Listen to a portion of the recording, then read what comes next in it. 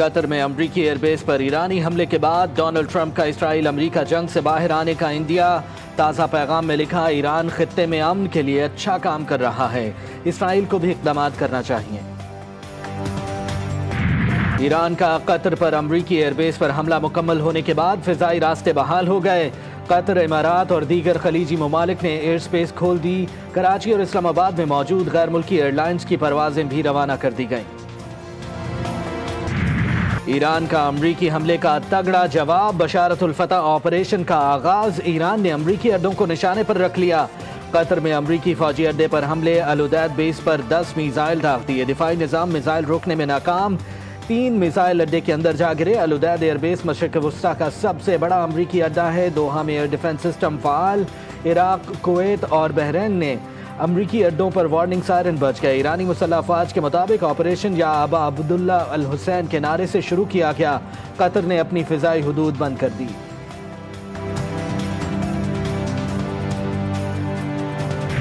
حملے سے قطر کو کوئی خطرہ نہیں، الوداع ایئر بیس آبادی سے بہت دور ہے، ایرانی قومی سلامتی کونسل نے واضح کر دیا۔ ایران کا قطر کے ساتھ تاریخی تعلقات برقرار رکھنے کے عزم کا اعادہ۔ قطری وزارت دفاع کے مطابق دوحہ کے قریب واقع الوداع بندرگاہ پر ایرانی حملے کو ناکام بنایا گیا، میزائلوں کو فضا میں مار گرایا گیا، جانی یا مالی نقصان نہیں ہوا۔ سعودی عرب کی قطر پر حملوں کی شدید مذمت، وزارت خارجہ نے کہا ایران کا یہ حملہ کسی صورت قبول نہیں، قطر پر ایرانی حملہ جائز قرار نہیں دیا جا سکتا۔ جنگ ہم نے شروع نہیں کی، نہ ہی اس کی تلاش کی، اپنے خلاف جارحیت کو بغیر جواب کے نہیں جانے دیں گے۔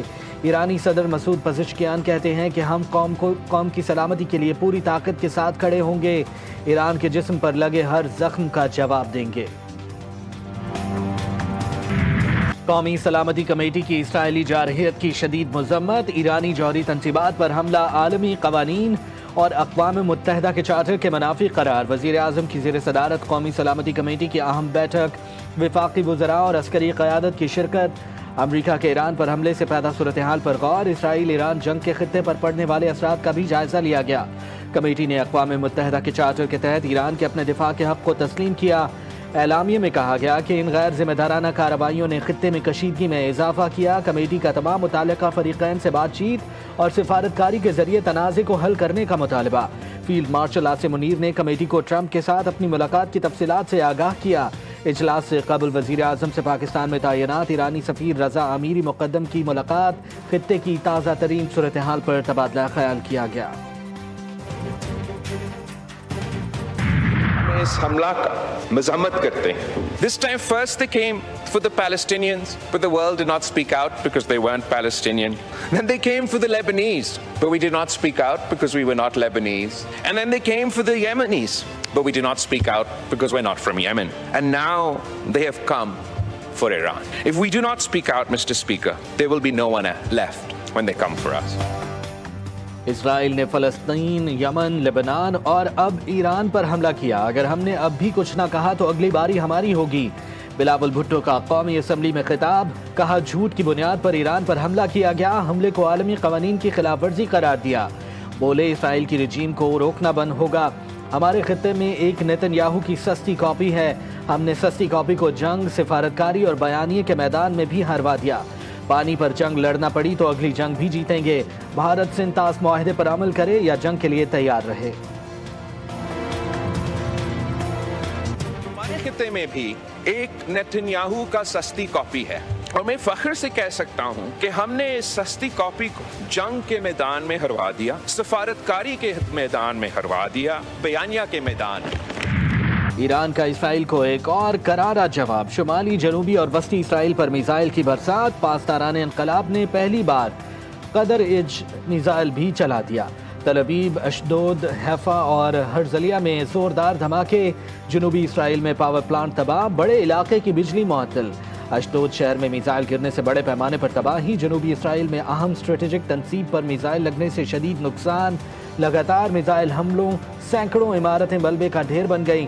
تل ابیب اور حیفا غزہ کا منظر پیش کرنے لگے۔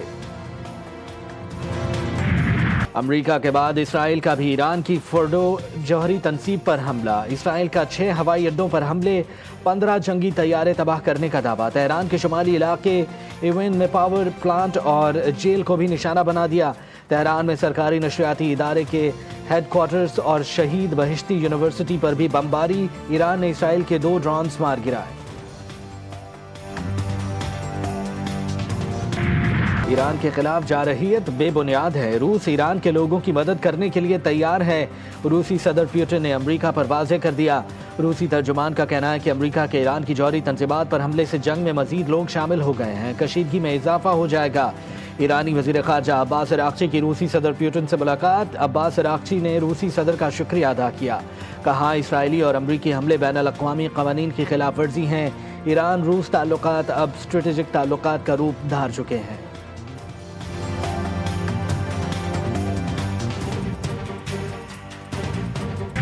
برطانوی وزیر خارجہ ڈیوڈ لیمی کا ایرانی ہم منصب عباس عراقچی سے ٹیلی فونک رابطہ۔ برطانوی وزیر خارجہ نے کہا ایران کی جوابی کارروائی خطے کے لیے تباہ کن ہوگی، ایران کی کوئی بھی اشتعال انگیزی خطرناک نتائج کا سبب بن سکتی ہے۔ ایٹمی تنصیبات بہانہ، ایرانی قیادت نشانہ، ٹرمپ کے ناپاک عزائم عیاں۔ امریکی صدر کا ایران میں نظام حکومت کی تبدیلی کا اشارہ۔ ڈونلڈ ٹرمپ نے کہا کہ موجودہ حکومت ایران کو عظیم نہیں بنا سکتی تو رجیم چینج کیوں نہیں ہونا چاہیے۔ ہمارے حملے ایران میں بہت درست اور ہدف پر تھے۔ ایران میں جوہری تنصیبات کو پہنچنے والا نقصان انتہائی شدید بتایا جا رہا ہے۔ ہم نے ایک شاندار کامیابی حاصل کی۔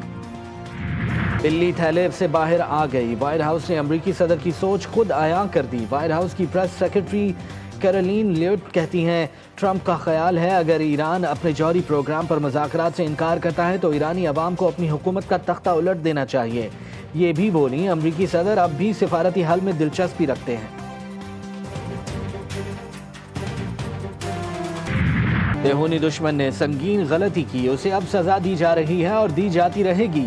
ایرانی سپریم لیڈر آیت اللہ خامنائی کا بیان۔ آیت اللہ خامنائی کے ترجمان علی شمخانی کہتے ہیں کہ اگر جوہری تنصیبات تباہ بھی کر دی گئیں تو بھی کھیل ختم نہیں ہوا، افزودہ مواد، علمی سرمایہ اور سیاسی عزم باقی ہے۔ نیتن یاہو کو مایوسی کی حد تک لے جانے کو سزا دی جائے گی، مجرمانہ اقدام پر اسرائیل کو نہیں چھوڑا جائے گا۔ ایرانی مسلح افواج کے چیف آف جنرل سٹاف نے صہیونی وزیر اعظم کو خبردار کر دیا، بولے کسی بھی جارحیت کا سخت جواب دیا جائے گا۔ ترجمان ایرانی فوجی سینٹرل کمانڈ نے کہا مسٹر ٹرمپ آپ یہ جنگ شروع کر سکتے ہیں لیکن ختم ہم کریں گے۔ اسرائیلی جنگی جنون نے دنیا بھر کی معیشت کو مشکل میں ڈال دیا، عالمی سٹاک مارکیٹ میں بھونچال، ایس&پی اور ڈاؤ جونز 0.4% اور نیسڈیک 0.5% کمی کا شکار۔ ایشیائی سٹاک مارکیٹس میں بھی کمی، نکئی انڈیکس 0.6%، چین کے شنگھائی کمپوزٹ میں 0.1%، خام تیل کی قیمتوں میں بھی اتار چڑھاؤ، امریکی خام تیل کی فی بیرل قیمت 72.65 تک پہنچ گئی۔ ایران کا آبنائے ہرمز بند کرنے کا فیصلہ، ٹرمپ کے ہوش ٹھکانے آ گئے، پیٹرول کی قیمتوں میں کمی کے لیے پیغامات دینے لگے۔ ایکس پر پیغام میں لکھا تیل کی قیمتیں کم رکھیں، محکمہ توانائی کو زیر زمین ذخائر سے خام تیل نکالنے کے لیے فوری طور پر کھدائی شروع کرنے کا حکم، ہدایت کی کہ ابھی فوراً کھدائی شروع کرو، سب لوگ تیل کی قیمتیں کم رکھو۔ بہادری کے دعوے کرنے والا اسرائیلی ایرانی حملوں سے خوفزدہ، ایرانی میزائل گرتے ہی اسرائیلی پارلیمنٹ کا رکن انٹرویو ادھورا چھوڑ کر بھاگ نکلا، سائرن بجتے ہی اسرائیلی پارلیمنٹ کے رکن نے دوڑ لگا دی۔ نئے ٹیکسوں میں اضافے کو جی ڈی پی کے صرف 0.25% تک محدود رکھا گیا۔ بہتر ٹیکس کمپلائنس کے لیے ہم نہ صرف ڈیجیٹلائزیشن کو فروغ دے رہے ہیں بلکہ ٹیکس قوانین میں بھی بہتری لا رہے ہیں۔ ہم نے موجودہ وسائل میں رہتے ہوئے تنخواہ دار طبقے پر ٹیکسوں کے بوجھ کو کم کیا ہے، کنسٹرکشن انڈسٹری کے لیے آسانیاں پیدا کی ہیں۔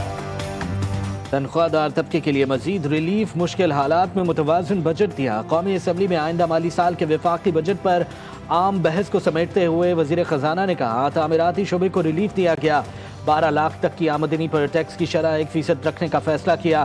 ٹیکس کی بنیاد میں وسعت اور تعمیل کے لیے ایف بی آر میں اصلاحات اور ڈیجیٹلائزیشن کے عمل کو آگے بڑھایا جا رہا ہے۔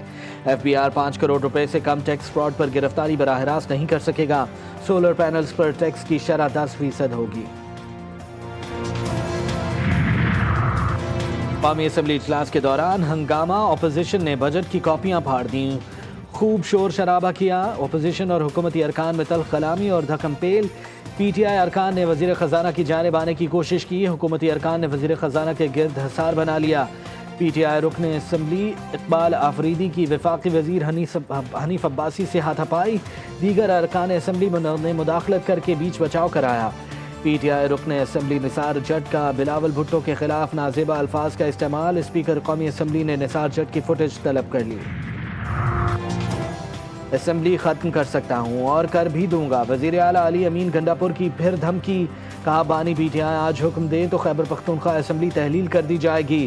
بانی پی ٹی آئی کا اختیار ہمارے پاس امانت ہے، جب بھی بانی سے ملاقات ہوگی بجٹ پر رہنمائی لی جائے گی۔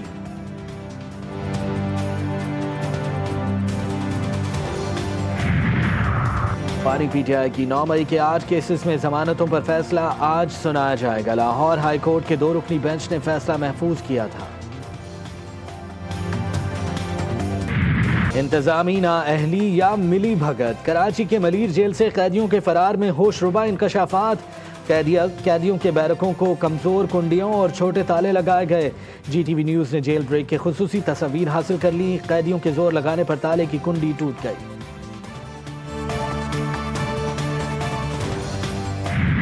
اور شہری ہو جائیں تیار، بارش ہوگی لگاتار، ملک میں بارش کا سسٹم اب رکنے والا نہیں۔